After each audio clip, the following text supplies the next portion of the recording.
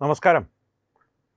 തമിഴ്നാട്ടിൽ നിന്ന് ഒരല്പം കൗതുകകരമെന്ന് പറയുവാൻ സാധിക്കില്ല, ആശങ്കാജനകമായ ചില വാർത്തകൾ പുറത്തു വരുന്നുണ്ട്.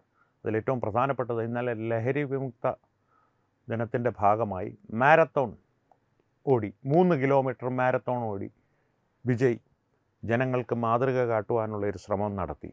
അദ്ദേഹത്തിൻ്റെ ആ ശ്രമങ്ങൾക്കിടയിൽ തന്നെ അദ്ദേഹത്തിൻ്റെ ഒരു മന്ത്രിസഭയിലെ മന്ത്രി, മാനവ വിഭവശേഷി മന്ത്രിയാണ്, ഡി ശരത് കുമാർ എന്നാണ് മന്ത്രിയുടെ പേര്. ഗില്ലി ശരത് എന്നാണ് അദ്ദേഹത്തെ അറിയപ്പെടുന്നത്. വിജയുടെ രസികർ മണ്ഡലത്തിൻ്റെ, അതായത് ഫാൻസ് അസോസിയേഷൻ്റെ നേതാവുമൊക്കെയായിരുന്നു ഈ ഡി ശരത് കുമാറും. ഇന്നലെ തമിഴ്നാട്ടിൽ അങ്ങോളം ഇങ്ങോളം നടന്ന ലഹരി വിമുക്ത ക്യാമ്പയിനിലും മാരത്തോണുകളിലും എല്ലാം പങ്കെടുത്തിരുന്നു. അപ്പോൾ ഈ ലഹരി വിമുക്ത ക്യാമ്പയിൻ്റെ ഭാഗമായി പങ്കെടുത്ത ഈ ശരത് കുമാറിനെ, ഗില്ലി ശരത്തിനെ സംബന്ധിച്ചൊരു വീഡിയോ ഇന്നലെ സാമൂഹ്യ മാധ്യമങ്ങളിൽ വൈറലായി.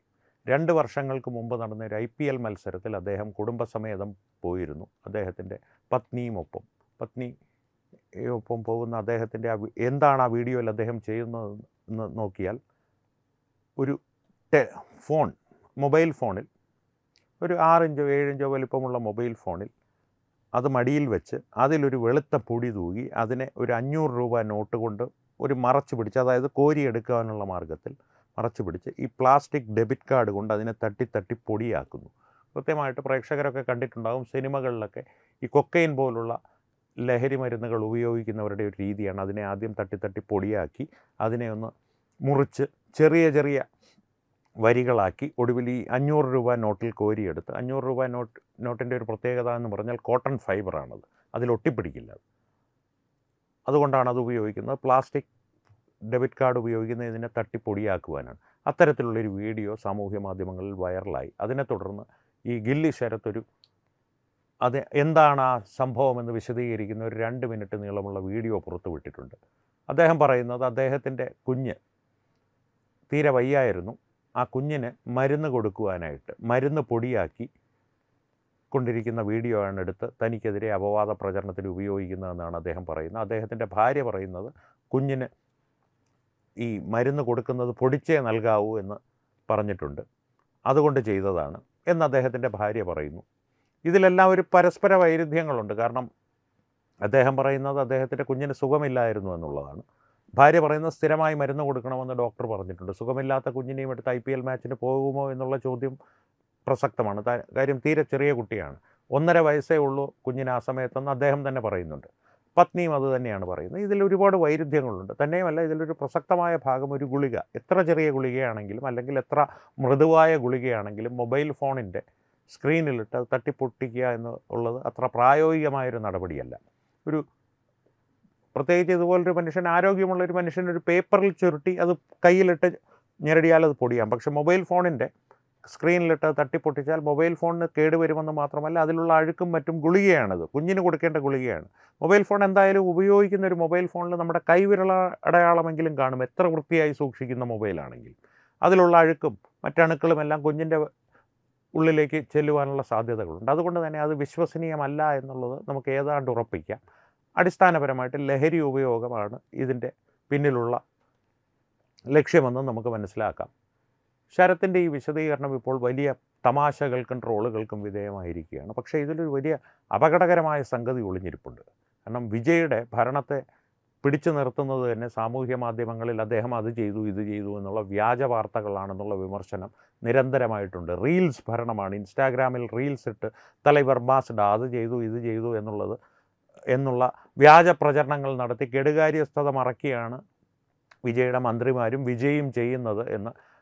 എന്തിന് നിയമസഭയിലായാൽ പോലും മാസ് ഡയലോഗുകൾ മാത്രമേ ഉള്ളൂ. മക്കളോടെ പണത്തെ തൊടമാട്ടെ, തൊടവും വിടമാട്ടെ, തൊട്ടവനെയും വിടമാട്ടെ എന്നുള്ള മാസ് ഡയലോഗുകൾ സ്ക്രിപ്റ്റ് എഴുതി കൊണ്ടുവന്ന് മുഖ്യമന്ത്രിയുടെ മറുപടി പ്രസംഗത്തിൽ ഒരു തരത്തിൽ പറഞ്ഞാൽ കോമാളിത്തരം എന്നുള്ള രീതിയിൽ തന്നെ അവതരിപ്പിക്കുകയാണ് വിജയുടെ ഒരു രീതി എന്നുള്ള വിമർശനമുണ്ട്. അതിലേറെക്കുറെ സത്യങ്ങളുണ്ട് എന്ന് നമുക്ക് അദ്ദേഹത്തിൻ്റെ പ്രവൃത്തികളും അദ്ദേഹത്തിൻ്റെ കൂടെയുള്ള മന്ത്രിമാരുടെയും MLA-മാരുടെയും TVK മന്ത്രിമാരുടെയും MLA-മാരുടെയും പ്രവൃത്തികളും വാക്കുകളും ശ്രദ്ധിച്ചാൽ തോന്നുകയും ചെയ്യും. ഈ പറയുന്നതിൽ, ഈ വിമർശനങ്ങളിൽ കുറേയൊക്കെ സത്യമുണ്ടെന്ന് നമുക്ക് തോന്നാം. ഈ ശരത്തിലേക്ക് വന്നാൽ, ശരത്തൊരു പ്രതീകം മാത്രമാണ്. ഈ ലഹരി എന്നുള്ളത് തമിഴ്നാട്ടിനെ വിഴുങ്ങിയിരിക്കുന്ന വലിയൊരു വിപത്താണ്. DMKയുടെ കാലത്ത് തന്നെ അത് വലിയ രീതിയിൽ തമിഴ്നാട്ടിൽ പടർന്നു പിടിച്ചിരുന്നു ഈ ലഹരിയുടെ ഉപയോഗം. അത് മദ്യമാകട്ടെ, മയക്കുമരുന്നുകളാകട്ടെ, അപകടമേറിയ രാസലഹരികളാകട്ടെ, ഇവയെല്ലാം തമിഴ്നാട്ടിൽ സുലഭമായി ലഭിക്കുന്ന ഒരു സാഹചര്യം DMK സർക്കാരിൻ്റെ കാലത്ത് തന്നെ ഉരുവായിരുന്നു. തമിഴക വെട്രിക്കഴകം അധികാരത്തിലേറിയപ്പോൾ ലഹരിക്കെതിരെ ഞങ്ങൾ പോരാടുമെന്നുള്ള ഒരു വാഗ്ദാനം അവരുടെ തിരഞ്ഞെടുപ്പ് പ്രകടന പത്രികയിൽ തന്നെ ഉണ്ടായിരുന്നു. പക്ഷേ അപകടകരമായൊരു കാര്യം, ഈ വിജയുടെ മന്ത്രിസഭയിൽ വിജയുടെ ഏറ്റവും അടുത്തയാളായി, വിജയുടെ ഒരു വാഴ്ത്തുപാട്ടുകാരനായി, ഏറ്റവും നല്ല വാഴ്ത്തുപാട്ടുകാരനായി വിജയ്ക്ക് വേണ്ടി വ്യാജ പ്രചരണങ്ങൾ നടത്തുന്നതിൽ മുന്നിട്ട് നിൽക്കുന്ന ആദവ് അർജുന എന്ന വ്യക്തിയും അദ്ദേഹത്തിൻ്റെ ബന്ധങ്ങളുമാണ്. ആദവ് അർജുന പലപ്പോഴും ഞാൻ പ്രേക്ഷകരോട് പങ്കുവച്ചിട്ടുള്ളതുപോലെ സാന്റിയാഗോ മാർട്ടിൻ, ലോട്ടറി രാജാവ് സാന്റിയാഗോ മാർട്ടിൻ്റെ മരുമകനാണ്. അതിലും പ്രസക്തമായ കാര്യം, നിരവധി മയക്കുമരുന്ന് കച്ചവടങ്ങളിൽ ബന്ധപ്പെട്ടിട്ടുള്ള അറസ്റ്റിലായിട്ടുള്ള ED മുതൽ ആൻറ്റി നർക്കോട്ടിക്സ് ബ്യൂറോ വരെ അന്വേഷിക്കുന്ന നിരവധി കുറ്റവാളികൾക്ക് സാന്റിയാഗോ മാർട്ടിൻ്റെ കുടുംബവുമായി ബന്ധമുണ്ടെന്നുള്ള ആരോപണങ്ങളും തമിഴ്നാട്ടിൽ ശക്തമാണ്. തെളിയിക്കേണ്ടതുണ്ട് കാര്യങ്ങൾ. അങ്ങനെയുള്ള സാഹചര്യത്തിൽ ആദവ് അർജുനയുടെ പങ്ക് ഈ ലഹരിക്കെതിരെയുള്ള പോരാട്ടത്തിൽ വിജയ്ക്ക് സഹായകരമാകുമോ എന്ന് ചോദിച്ചാൽ ഇല്ല. എതിരാളികൾ അദ്ദേഹത്തെക്കുറിച്ച് ആരോപിക്കുന്നത് ഇത്തരത്തിലുള്ള മയക്കുമരുന്ന് കച്ചവടത്തിൽ ഉൾപ്പെടെ ആദവ് അർജുനയും പങ്കുപറ്റിയിരുന്നു, അല്ലെങ്കിൽ അത് കൃത്യമായി മേലോട്ടമായി അതിനെ ഒരു സൂപ്പർവൈസ് ചെയ്യുന്നതിൽ ആദവ് അർജുനയും മുൻകാലങ്ങളിൽ പങ്കുവഹിച്ചിരുന്നു. ഇപ്പോൾ ആദവ് അർജുന വഹിക്കുന്ന മന്ത്രി സ്ഥാനങ്ങളിലൊന്ന് അല്ലെങ്കിൽ കൈകാര്യം ചെയ്യുന്ന വകുപ്പുകളിലൊന്ന് പ്രാദേശിക തുറമുഖങ്ങളുടേതാണ്.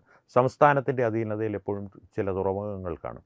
ഏതാണ്ട് 17ഓളം തുറമുഖങ്ങൾ തമിഴ്നാട്ടിലൊട്ടാകെയുണ്ട്. അതിൽ തന്നെ ഏതാണ്ട് 10 തുറമുഖങ്ങളിലൂടെ ഈ ലഹരിയുടെ കള്ളക്കടത്ത് വ്യാപകമാണ്. ശ്രീലങ്കയിൽ നിന്നും അല്ലെങ്കിൽ ശ്രീലങ്ക തൊട്ട് വരുന്ന അന്താരാഷ്ട്ര കപ്പൽ പാതയിലുള്ള ലഹരി കള്ളക്കടത്ത് ഈ പ്രാദേശിക തുറമുഖങ്ങളിൽ വ്യാപകമാണ്. ശ്രീലങ്കയിൽ നിന്നും മാലിദ്വീപിൽ നിന്നും. ഈ തുറമുഖങ്ങളുടെ നിയന്ത്രണം ആദവ് അർജുന ഏറ്റെടുത്തതിൻ്റെ പ്രധാന കാരണം ഈ കള്ളക്കടത്തിനെ സഹായിക്കുവാനാണ്. മയക്കുമരുന്ന് തമിഴ്നാട്ടിലേക്ക് കുത്തിയൊഴുക്കി തമിഴ്നാടിനെ ഒരു വിതരണ കേന്ദ്രമാക്കി മാറ്റി തെക്കേ ഇന്ത്യ മുഴുവനും പിന്നെ ഭാരതം മുഴുവനും പരത്തുവാനുള്ള ആ ഒരു ശൃംഖല വളർത്തുവാനുള്ള ശ്രമമാണെന്നുള്ള ആരോപണവും ഉന്നയിക്കുന്നുണ്ട് എതിരാളികൾ. ഈ വിവരങ്ങളെല്ലാം കൃത്യമായിട്ട് ദൈനംദിനമെന്നോണം പുറത്തു കൊണ്ടുവരുന്ന ഒരു വ്യക്തിയാണ് റൈറ്റർ മാരിദാസ്. അദ്ദേഹം ഈ വിവരങ്ങളെല്ലാം കൃത്യമായിട്ട് തെളിവ് സഹിതമാണ് പറയുന്നത്. ഇന്നയാൾ ആദവ് അർജുനയുടെ അമ്മായിയമ്മ, ഭാര്യയുടെ അമ്മ ലീമ റോസിൻ്റെ സഹോദരൻ മയക്കുമരുന്ന് കച്ചവടത്തിൽ ഉൾപ്പെട്ടിട്ടുണ്ടെന്നുള്ള ആരോപണം പുറത്തു കൊണ്ടുവന്ന അദ്ദേഹമാണ്. തിരിച്ചവർ നിഷേധിച്ചു. മാരിദാസിനെതിരെ കേസും ഫയൽ ചെയ്തു. അതിൻ്റെ നിയമ പ്രശ്നങ്ങളും നിയമയുദ്ധവും ഒരു വഴി നടക്കുന്നു. ഇത്തരത്തിലുള്ള പ്രത്യാരോപണങ്ങളും ഇവരുടെ ഈ ഒഴിവ് കഴിവുകളും റീൽസ് ഭരണവും തുടർന്നുകൊണ്ടിരിക്കുമ്പോൾ ഈ ആദവ് അർജുനയെ സംബന്ധിച്ച് ഞാൻ നേരത്തെ പറഞ്ഞല്ലോ, വിജയുടെ ഏറ്റവും വലിയ വാഴ്ത്തുപാട്ടുകാരനാണെന്ന്. അദ്ദേഹത്തിന് പച്ചക്കള്ളം മാധ്യമപ്രവർത്തകരുടെ മുമ്പിൽ വന്നിരുന്നു, അല്ലെങ്കിൽ സാമൂഹ്യ മാധ്യമങ്ങളിലൂടെ ഒരു ഉളുപ്പുമില്ലാതെ പറയുന്നതിൽ യാതൊരു പ്രശ്നവുമില്ലാത്തൊരു വ്യക്തിയാണ്. കൃത്യമായിട്ട് ഒരുപക്ഷെ വിജയേക്കാളും നല്ലൊരു നടനാണ് ആദവ് അർജുന എന്ന് വേണമെങ്കിൽ പറയാം. 1-2 ഉദാഹരണങ്ങൾ പറയാം. ഇന്നലെ അദ്ദേഹം വിജയ് മാരത്തോൺ ഓടിയപ്പോൾ ഭാരതത്തിൽ ആദ്യമായി 3 കിലോമീറ്റർ ഓടുന്ന മാരത്തോൺ ഓട്ടക്കാരൻ ആയ മുഖ്യമന്ത്രി നമ്മുടെ തലൈവർ വിജയ് ആണെന്നൊരു പ്രസ്താവന യാതൊരു ഉളുപ്പുമില്ലാതെ ഇറക്കി വിട്ടു. ഒമർ അബ്ദുള്ള കാലാകാലങ്ങളായി അദ്ദേഹത്തിൻ്റെ 50 വയസ്സ് കഴിഞ്ഞപ്പോഴും ജമ്മു ആൻഡ് കാശ്മീരിൽ ഇതിനേക്കാളും ദൂരെ കൂടുതലുള്ള മാരത്തോണിൽ സ്ഥിരമായി എല്ലാ വർഷവും പങ്കെടുക്കാറുണ്ട് എന്നുള്ളത് വാസ്തവികമായൊരു കാര്യം. ഇത് ഒരു പക്ഷേ അദ്ദേഹത്തിന് അറിയില്ലാത്തത് കൊണ്ട് പറ്റിയൊരു അബദ്ധമാണ് എന്ന് നമുക്ക് വിചാരിക്കാം. പക്ഷേ അതിലും കുറച്ച് ഗുരുതരമെന്ന് പറഞ്ഞാൽ അദ്ദേഹത്തിൻ്റെ കള്ളം പറയുന്ന ശീലത്തെ സംബന്ധിച്ച് പറയുമ്പോൾ ഗുരുതരമായൊരു പ്രശ്നം കഴിഞ്ഞ 1-2 ആഴ്ചകൾക്ക് മുമ്പ് നടന്നിരുന്നു. നമ്മുടെ ഭാരതത്തിൻ്റെ അഭിമാനമായ ചെസ് കളിക്കാരൻ പ്രഗ്യാനന്ദയെ പ്രേക്ഷകർക്ക് പരിചയമുണ്ടല്ലോ. പ്രഗ്യാനന്ദ ഗ്രാൻഡ് മാസ്റ്റർ ടൂർണമെൻറ്റ് ഒക്കെ ജയിച്ച് തമിഴ്നാട്ടിൽ തിരികെ എത്തിയപ്പോൾ മുഖ്യമന്ത്രി വിജയ് പ്രഗ്യാനന്ദയെ ക്ഷണിച്ച് തൻ്റെ കാര്യാലയത്തിലേക്ക് ക്ഷണിച്ച് പ്രഗ്യാനന്ദയുമായി ചെസ്സ് കളിച്ച് വിജയ് തോറ്റിരുന്നു. വിജയ് ഭയങ്കര മൂവൊക്കെ നടത്തി നോക്കിയെങ്കിലും അതിഭയങ്കരമായ ബുദ്ധിപരമായ നീക്കങ്ങളൊക്കെ നടത്തിയിരുന്നെങ്കിലും പ്രഗ്യാനന്ദയോട് തോറ്റുപോയി. അതിനുശേഷം പ്രഗ്യാനന്ദ വിജയെ കണ്ട് പുറത്തു വരുമ്പോൾ മുൻപിൽ ആദവ് അർജുനയുണ്ട്. നേരെ മാധ്യമപ്രവർത്തകരുടെ മുൻപിലെത്തിയ ആദവ് അർജുന പറഞ്ഞത്, എനിക്കറിയില്ലായിരുന്നു. തലൈവർ വീട്ടിൽ നിന്ന് ചെസ് ബോർഡ് കൊണ്ടുവന്ന് പെട്ടെന്ന് അത് പുറത്തെടുത്ത് പ്രഗ്യാനന്ദയോട് നമുക്കൊരു വരി ഇരിക്കാം എന്ന് പറയുകയായിരുന്നു. ഞാൻ അത്ഭുതപ്പെട്ടു പോയി എന്നുള്ള രീതിയിൽ വിജയ് അങ്ങ് വാഴ്ത്തിപ്പാടുവാൻ തുടങ്ങി. തൊട്ട് പിന്നാലെ പ്രഗ്യാനന്ദ വന്നപ്പോൾ മാധ്യമപ്രവർത്തകർ ഇത് ചോദിച്ചു. പ്രഗ്യാനന്ദ പറഞ്ഞു, അങ്ങനെയല്ല, എൻ്റെ അടുത്ത് പറഞ്ഞിരുന്നു ചെസ് ബോർഡും കരുക്കളും എല്ലാം കൊണ്ടുവരാൻ, അതുകൊണ്ട് ഞാൻ കൊണ്ടുവന്നു, ഞങ്ങൾ കളിച്ചു, നേരത്തെ തന്നെ പറഞ്ഞിരുന്നു. ഇത്തരത്തിലുള്ള സ്ഥിരമായിട്ടൊരു പത്തോളജിക്കൽ ലയർ എന്ന് പറയും ഇംഗ്ലീഷിൽ ഇതിനെ, അല്ലെങ്കിൽ ഒരു മനഃശാസ്ത്രജ്ഞർ ഇതിനെ പറയുന്ന പത്തോളജിക്കൽ ലയർ എന്നാണ്. സ്ഥിരമായി കള്ളം പറയുന്നത് ഒരു ശീലമാക്കിയ ഒരു വ്യക്തി എന്നുള്ള രീതിയിൽ ആദവർജുനെ വിശേഷിപ്പിക്കാം. ആ വ്യക്തിയുടെ കയ്യിലാണ്. തന്നെയുമല്ല, ആദവർജുനെ സംബന്ധിച്ച് നിരവധി ആരോപണങ്ങൾ.